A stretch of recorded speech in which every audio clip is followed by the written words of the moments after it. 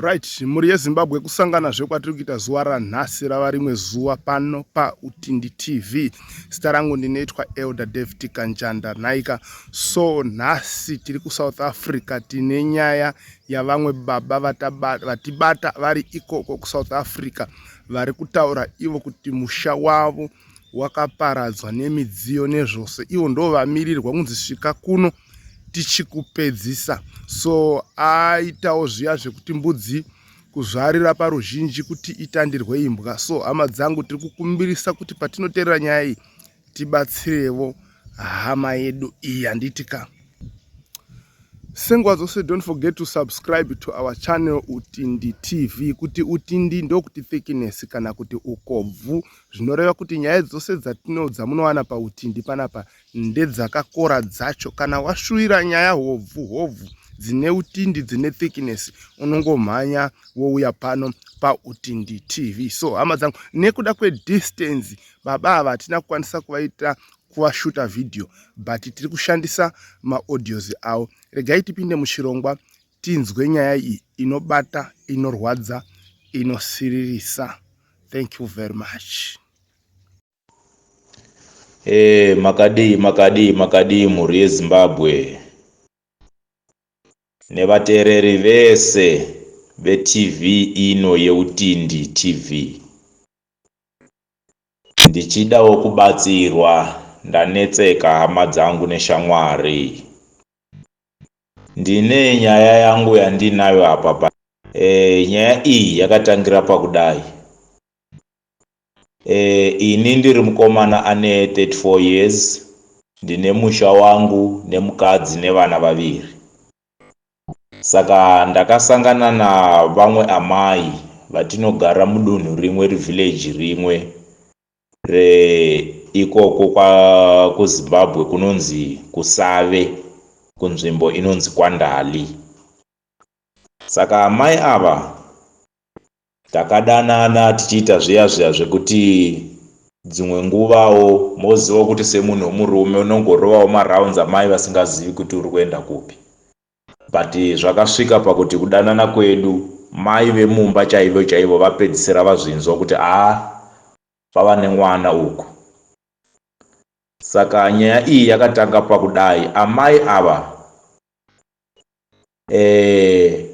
ini ndaona sekuti vaida kuti ndirege mukadzi wangu ndigare navo amai ava vandakawana. Saka pakasvika mumwe musi vakati ivo vakafonerwa nababa wavo kumusha. Vakati vari kukumbira chitupa changu, vanoda kunyoresa munda wenzimbe kuchiredzi uko. Saka ini ndakavatumira nhamba dzechitupa chokwadi. Pandakavatumira nhamba dzechitupa dziya ndokubva vakati vakanyoresa. Saka after 4 to 5 months ndobva vandiudza futi mai vakati hanzi munda wabuda kumusha. Saka munda uyu unodiwa kuti vanhu vacho vanenge vachigara imomo mumunda kana vachivaka vovaka imomo mumunda. Saka iwe hande tindogara kumusha, tondovaka musha wedu ipapo pamunda uyo watakawana. Saka ini semunhu womurume ndakaona kuti ndisiye mhuri yangu nekuda kwemukadzi uyu hazvizomiri zvakanaka. Saka ndakati no, hazviiti kuti ndiende ndogara kumusha because kunoku kuJoni ndinoshanda. Uyezve kana ndikaenda kumusha kundovaka ikoko kumunda kwatakawana, zvinozoita here kuti nditore mukadzi wangu wekutanga ndondombakira musha mukati memunda wandakapiwa ndibaba vako. Saka ipapo manje hatina kuzonzwisisana. Baba vacho vachigara naivo vachifona vachiti huyai muzoaka kunoku. Saka ina hazvina kuzondibata musha manje. Saka pakasvika pakunetsana achinditaurira mamwe mazvi asingandibati zvakanaka. Ndakaita 2 months ndisingaendi kwaari because iye anogara kuPretoria, ini ndinogara kuTembisa. Saka aitanga kundinyorera mameseji ekuti hey, hauchandidi, wakandipa mwana ukandirega, ndakuda kukutengera vanhu vakuuraya, achindinyorera mamessages aya kufoni yangu. Saka ini ndanga ndisingapinduri. ndaitora mameseji aya yese ndichiita shoot screen, ndoenda kuinternet cafe ndomabudisa ari pepa ndichigara nawo. Saka mumwe musi manje akazondinyorera imwe meseji iyo yakazondibhowa kuti ukauya kunoko zviri beta ugare ikoko usauya kunoko, because ukauya kunoko uchazviona zvichaitika. Saka zvechokwadi handina kuenda ikoko.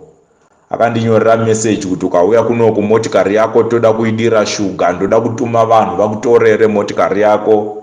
Saka zvese izvi ini ndanga ndisingapinduri. Ndobva ndanyarara hangu ndikagara I think 2 months. Handina kuzoenda ikoko.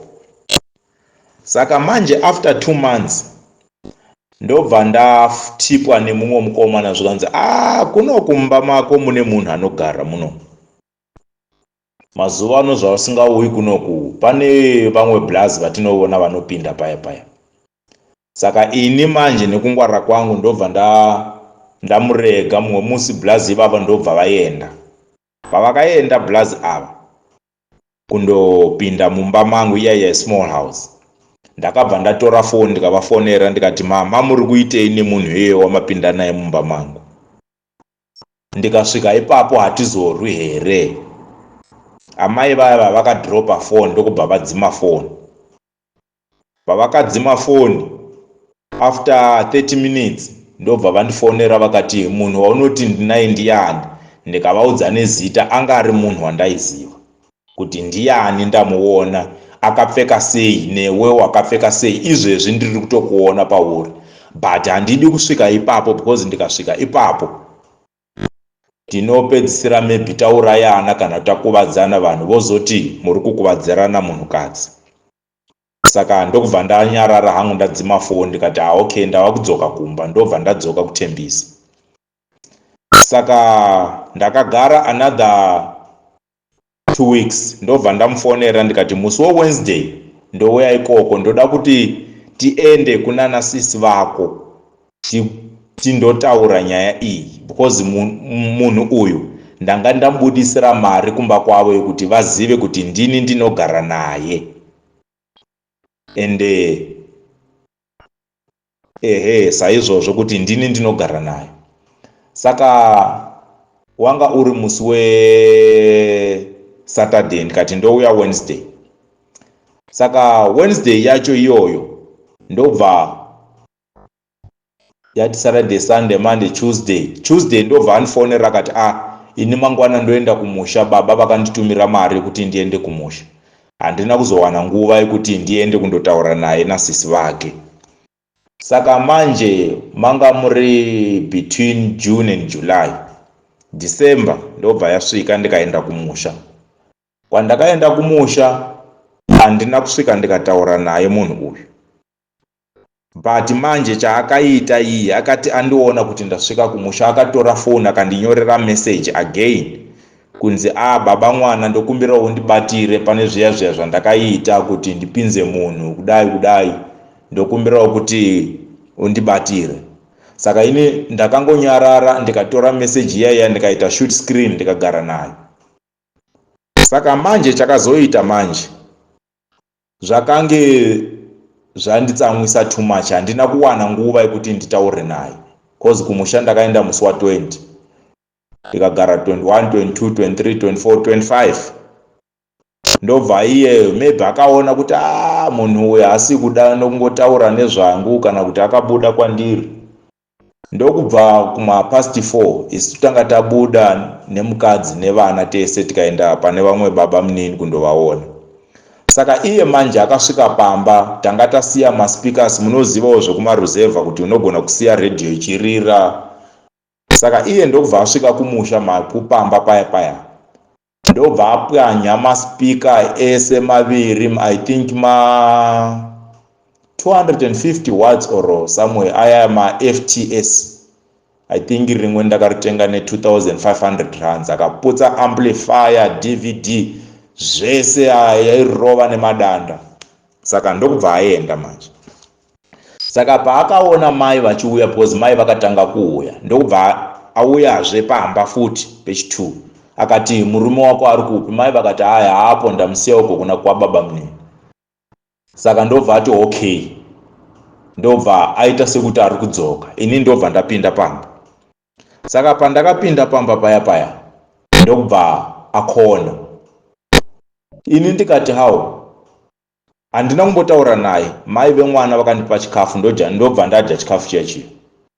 Saka chinhu chakanditsamwisa, akatanga iye kuti wakaudza baba munini vako kuti kudii uko kwawanga waenda. Handina kumbomupindura, ndakaramba ndakanyarara. Ndobva ati urimbwa yemunhu, ndobva andirova nembama.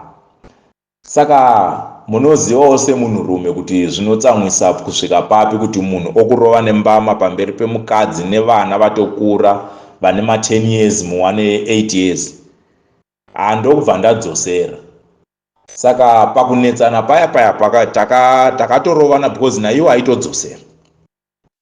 Saka pakunetsana paya manje pakasvika mumwe mukomana munin'ina wangu ndobva abata. Ini ndobva ndati no, handidi kuti munhu mukadziwo andijairewo pakusvika pakuita zvinhu zvakadaro. Handei kupi? Kukembi. Saka takaenda kupolice camp yeikoko kwaNdali.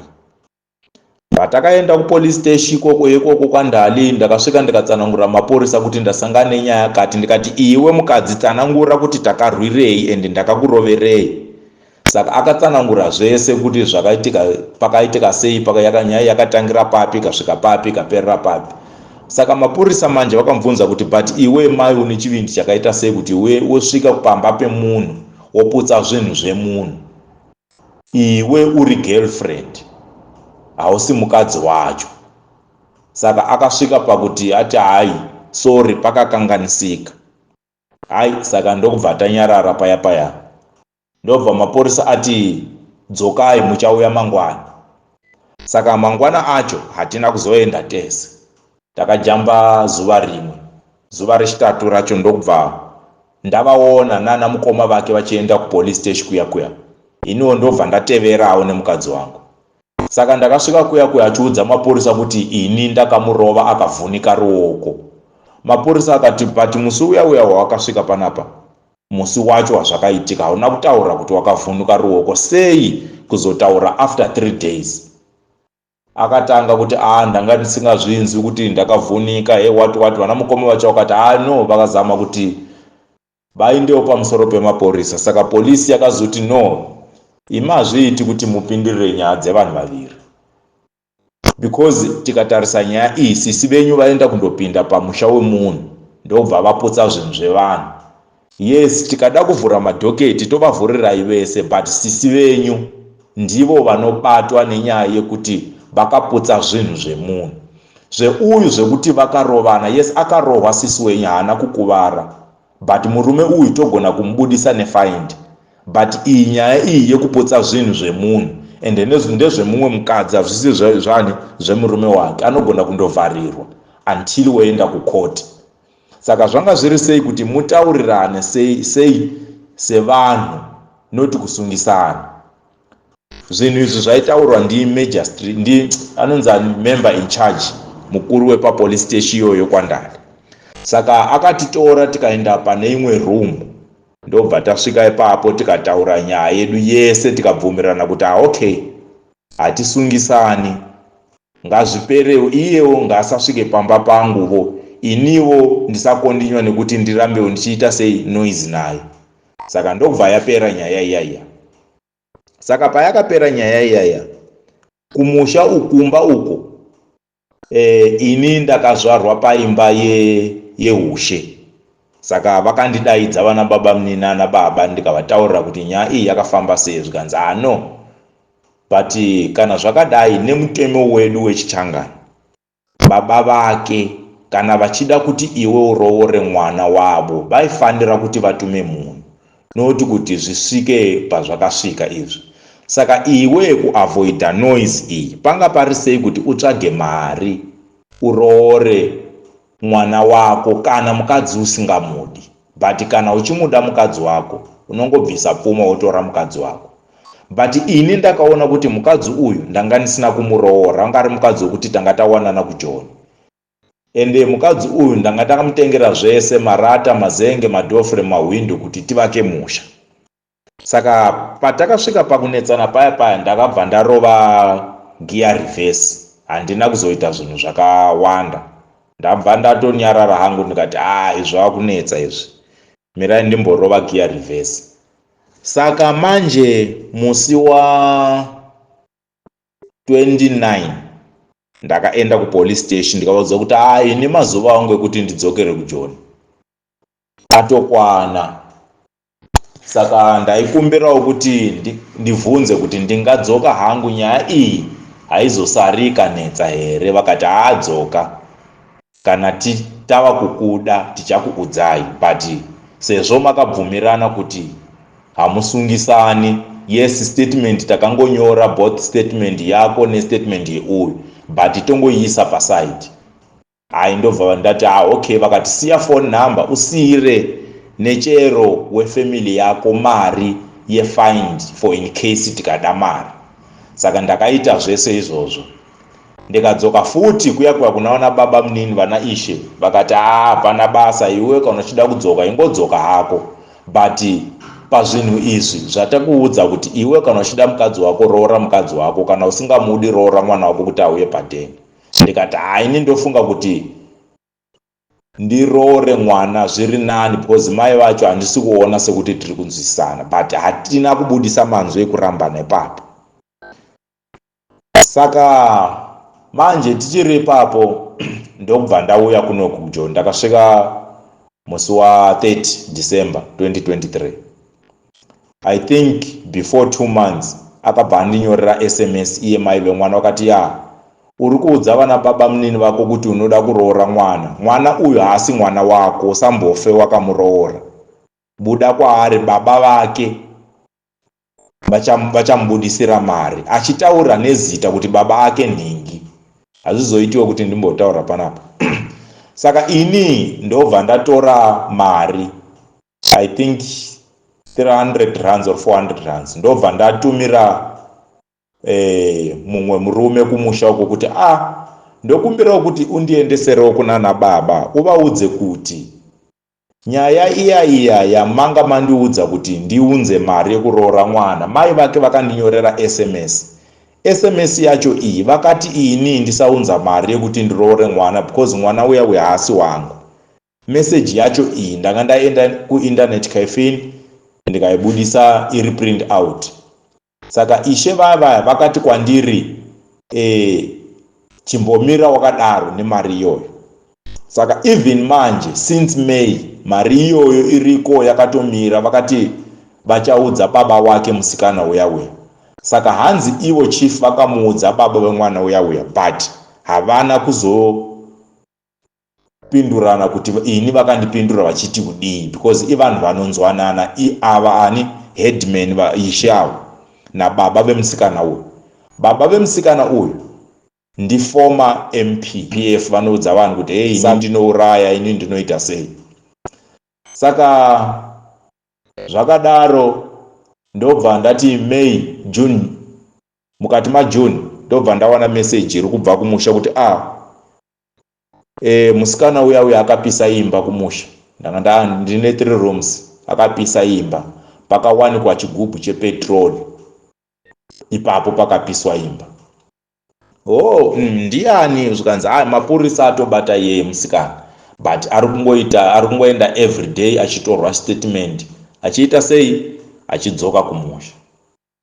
Saka ini manje ndakawana nhamba dzemumwe munhu, ndobva ndamufonera, anoita nezvekushanda izvi nezvechivanhu. Akati iwe ndichakugadzira, munhu akapisa imba yako uchataura ega. Saka zvakadaro ndobva ndagara, I think nguva iyeye munhu uya akagadzira zveshuwa, because ndozvitenda. Munhu uya akapa munhu petroli yekuti andopisa imba yangu, imunhu wefamily yangu, ndi baba munini vangu. Saka pakasvika pakuponda munhu, vakamuuraya, vakatiza kuZimbabwe, vari kuno kuSouth. I think vane 3 months vauya. Saka manje last week mai vaya vemwana vaya ndobva vatsvaga nhamba yangu, vakabvunza kuti ndaikumbira kutaura nasekuru vako, pane nyaya yandinoda kutaura navo. Saka niniwo ndakatora foni yeWhatsApp, ndobva tatanga kutaura. Saka pakutaura paya manje ivo vakati sorry ndaidawo kukuudzawo nyaya ndinayo kuti undibatirewo. Ini ndakaenda kune mukadzi wababa munini vako ndo vakandipa petrol yekuti ndindopisa imba yako, but sure sorry hako, but ini handina kuenda kundopisa. Pane munhu akasvika pamba pangu ndichiri kunzwa ruoko mazuva ayaya awakandirova. Saka munhu uya aindiseka. Saka masekero akandiita akati iye dai anga ari iye aizotora petrol oenda kundopisa musha wangu. Saka ini ndakasvika ndikatsanangurira mai namukoma kumusha. Mai vake musikana ndobva vati iye anoda kupisirwa imba, anodherera. Saka ndobva aenda kundotora petrol akapa mukoma, but haasi kuziva kuti munhu akaenda kundopisa imba ndiani.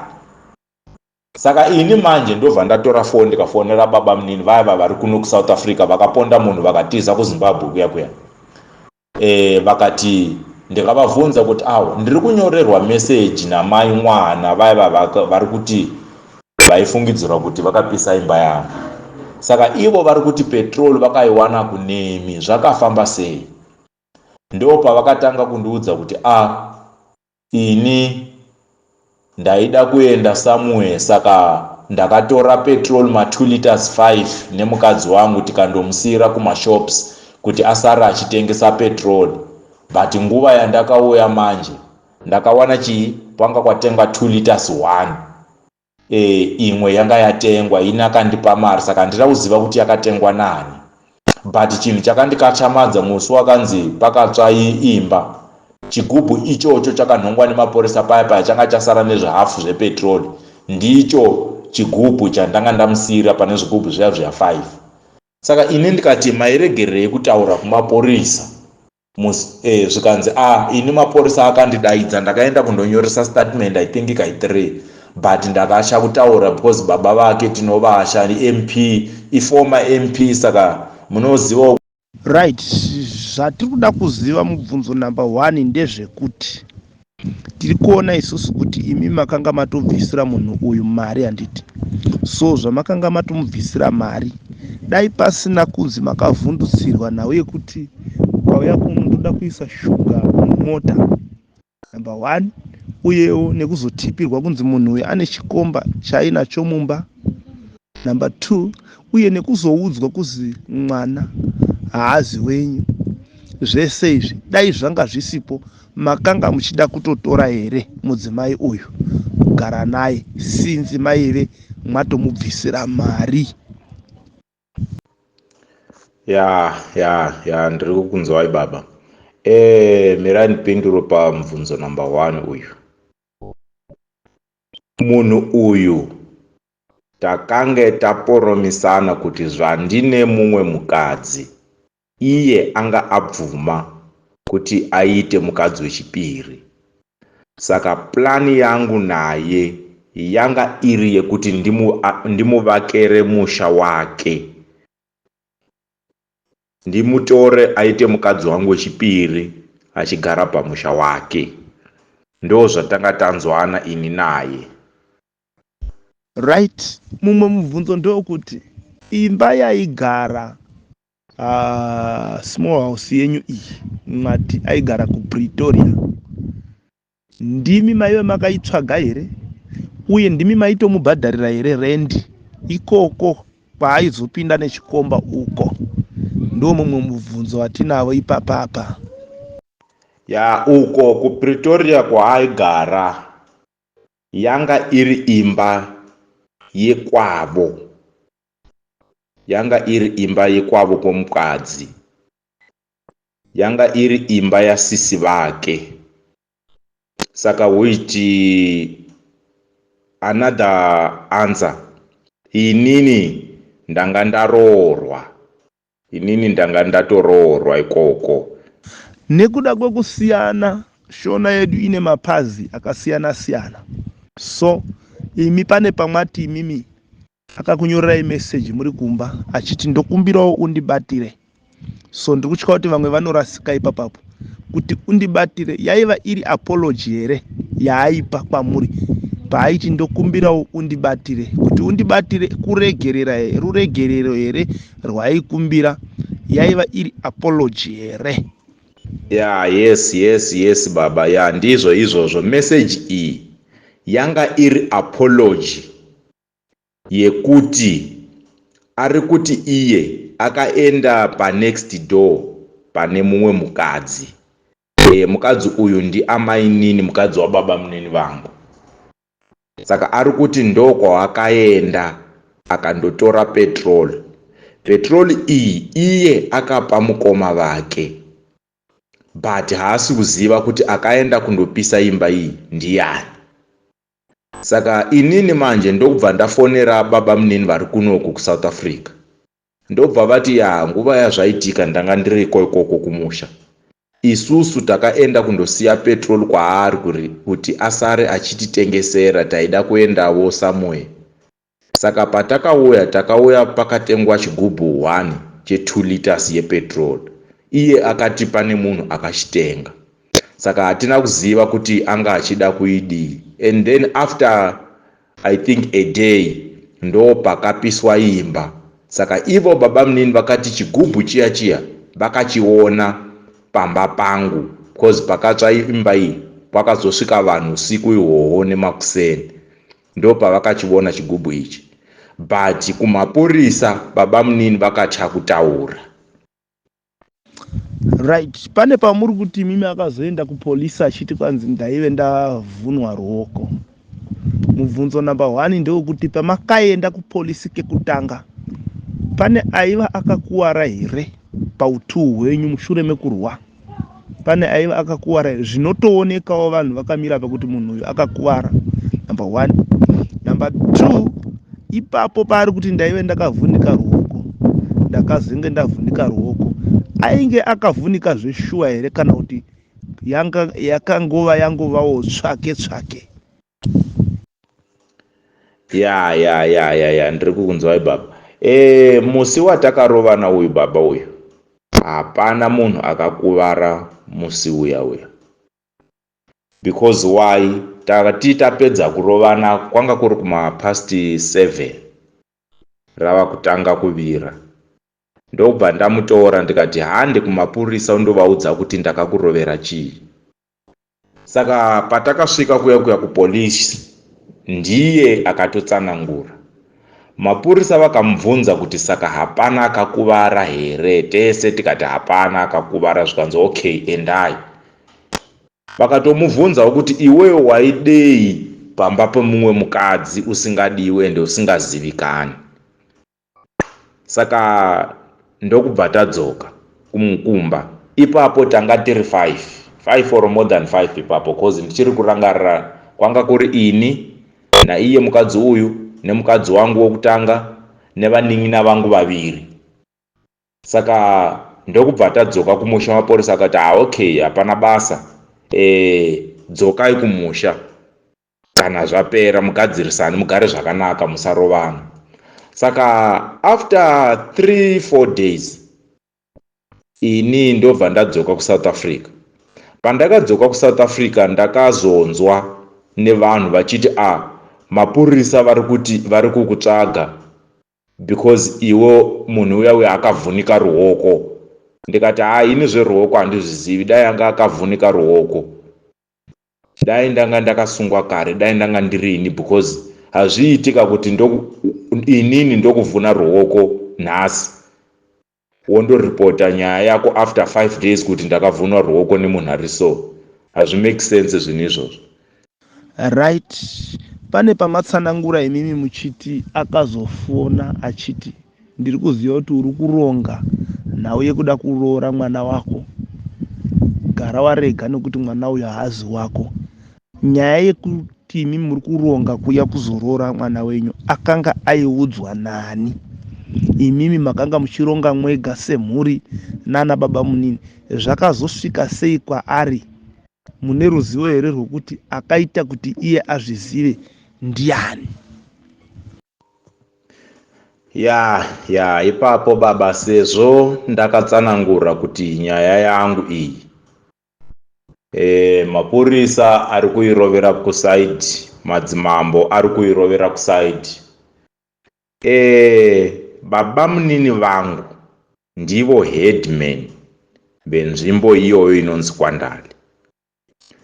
Saka vanonzwanana nababa vake vari ivo former MP. Saka ndinoona sekuti information yese ini ndinenge ndichiudza ndichiti ndi baba munini, ivo baba munini vachiitora vachiiendesa uko kumba kwemukadzi uyu.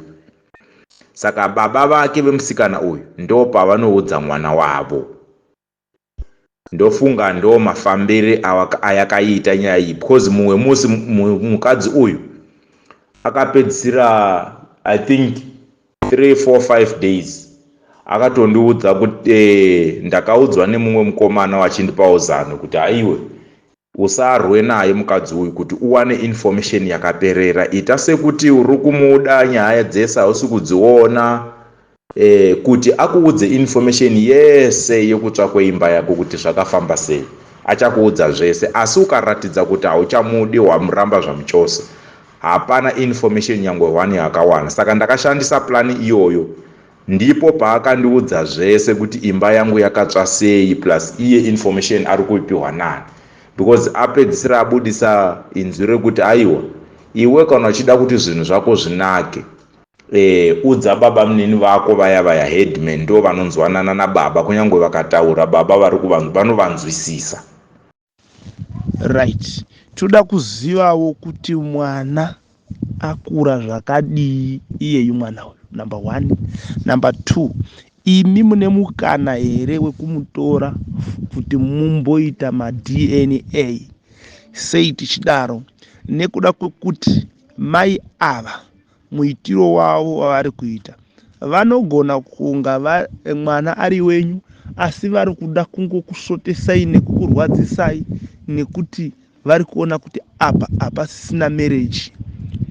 Vanogona kunga vanga vakatarisira kuti imi mucharamba mudzimai wenyu mugotora ivo, so vaona kuti zvose izvi zvaramba, votsvaga nzira dzekuda kukurwadzisai nadzo kana kukusvotesai, vachinyepa kuti mwana haazi wenyu, zvichida pamwe ari wenyu. Saka munokwanisa here kuwana mwana iyeye kuti mumboita DNA nemwana kuti chokwadi chinyatso kubuda pachena, zvichida mungazorwadzisa mwana iye ari wenyu. Ipapo pamwana ipapo baba, handioni kuti pangaita problem kuti mwana ndimutore ndiite DNA test naye, because pekutanga inini ndaitotenga mbatya kana kumusapota ari ikoko kumba kwana sekuru vake ikoko, ndisati ndaenda kumusha, tisati pakaitika zvese izvi zvakaitika izvi.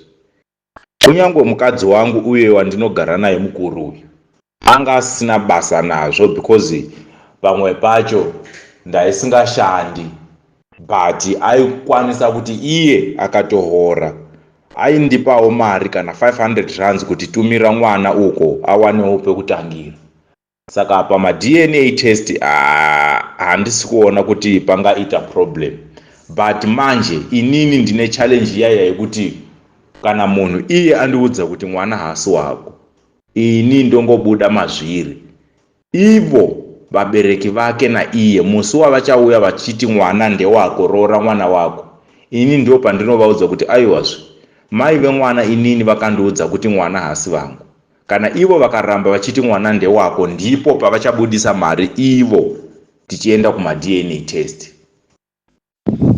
Mubvunzo watiri kufunga kuti zvichida pamwe ndo wekupedzisira ndewekuti imba yenyu yakatsva kumusha iyi, imba iyi yaive yakakura sei? Ikicheni here, dzimba dzeuswa here, ndeye marata here, right? Ko pane aigarapo here?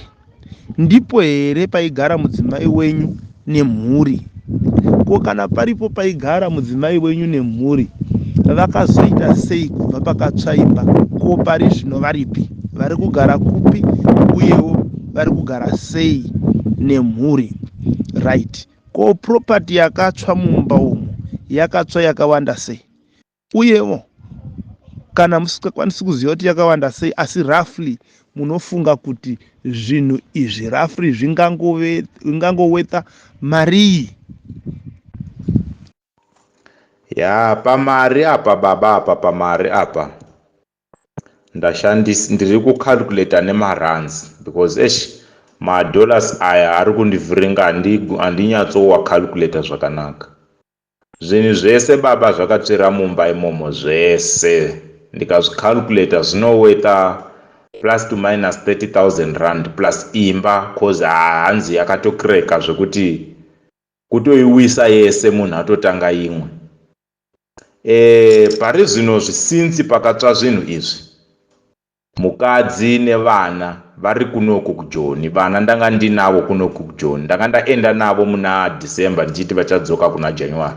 Saka havana kuzowana kudzoka because pana chikana chekutangira baba hapasisina. Kunyange izvezvi kutotaura kudaika, munogona kuti musi wandichakuonai muchiuya kunoku mouyawo nemakapu kana kuti maplate matatu because zvinhu zvese zvakatotsvera mumba. Machira ese, I think machira anga ari 5 tanga tamaisa imomo mubedroom akatotsva ese. Zvese machira, majuveta, hapana nyangwe chinhu. Munoziva kuti bedroom yese nezvinhu kana zvikarongedzwa zvikanzi hai ngatizviise mubedroom kuti kunyangwe vana vakatamba uko vasingatambiri uko, ma-TV zvese zvakatotsvera imomo mubedroom. Saka kunyangwe kumusha kwacho ukoko hatisati taenda, ndipo patichaplana kuti end of November kutanga kwaDecember ndipo patichaenda kuti timboonawo kuti zvakafamba sei. Nyaya iyi baba, kuti amai ava neava mupi wepetrol kuti vasvike pakuzotaura kudai, ndakawana phone number dzavamwe chiremba vekumusha ikoko, ndikavafonera semafonera andiri kumuita izvezvi. Vakati hai, mira ndigadzire zvinhu zvangu, vachauya vese kuzotaura vese kuti pakaitika sei pakaitika sei. Sezvo ichokwadi vari kutotaura vese kuti zvakafamba sei. But problem manje polisi haidi kuda kushanda basa yayo. Handiti mozivawo kuti vamwe vanhu mashandiro acho anonetsa. Kunyangwe mutemo wekoko munogona kuushora kuti hausi kushanda but uchitora nguva kuti ushande. Kunyangwe phone number dzemapurisa ikoko kwandari ndinadzo. Pane mumwe mupurisa wandinombotaura naye, but problem yandakaona pana baba vaya ini ndikava ndichivapa information kunoko, vanotora zvemameseji iwawo vachionesa mukadzi uya akapisa imba yangu. Saka mumwe musi ndobva ndiudza kuti iwe nyaya dzakaita so uri kudzitaurei because munhu auya ari kundiratidza mameseji. Ndobva pauyazve baba munini ivavo vane mukadzi wakapa petrol vakatondiudza kuti mameseji ese awainyorera nemupurisa uya akatarisa nyaya yako. Ndakasvika kupolisi akatondiratidza mameseji ese waitaura naye. Saka these days ndakatonyarara, ndichatauri naye because ndiri kuona kuti pane zvimwe zvinhu zvisingafambi zvakanaka. Nhamba dzavo ndinadzo vese, wekupisa imba nemukadzi wabamunini nemupurisa wacho iye akabata nyaya. Nditori nadzo nhamba dzavo, but hey, mazvinzwira mwega mhuri yeZimbabwe, nzeve hadzina munun'una. Asi chandaona takateerera nyaya iyi ndechekuti panoda rubatsiro apa, panoda rubatsiro. Vakuru vanoti kutsva kwendebvu tinodzimurana, uyewo vamwe vanoti nhasi ndiwe mangwana ndini, ushe madzoro. Chaona mumwe hachisekwi, tinongobatsirana tichipfuurira mberi kuti zviite zvakanaka. Handiti chatinongoda isusu rugare kumunhu wese. Soko raMwari rinotaura richiti kana zvichibvira tsvagai rugare kune munhu wese zvake. So isusu tiripo kuti vanhu vayananiswe, zvinhu zvifambe zvakanaka, tigare nemufaro, tigare nerugare tichirumbidza Mwari. Handitika saka ndinodzokorora zvese nguva dzose. Don't forget to subscribe to our channel Utindi TV. Kuti Utindi TV ndo kuti thickness kana kuti ukobvu. Kana washuwa nyaya dzakakora, nyaya dzine utindi, unongomhanya pa Utindi TV. God bless you. Fear not, sin not.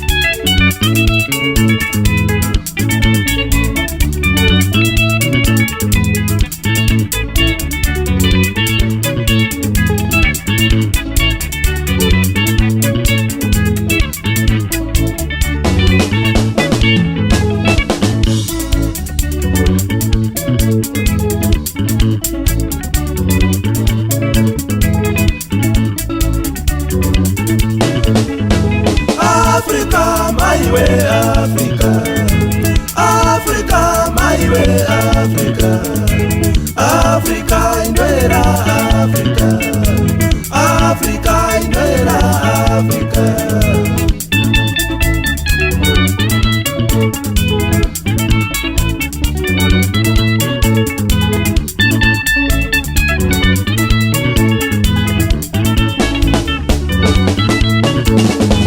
Africa, my way, Africa. Africa, my way, Africa. Africa, Indwera, Africa. Africa, Indwera, Africa.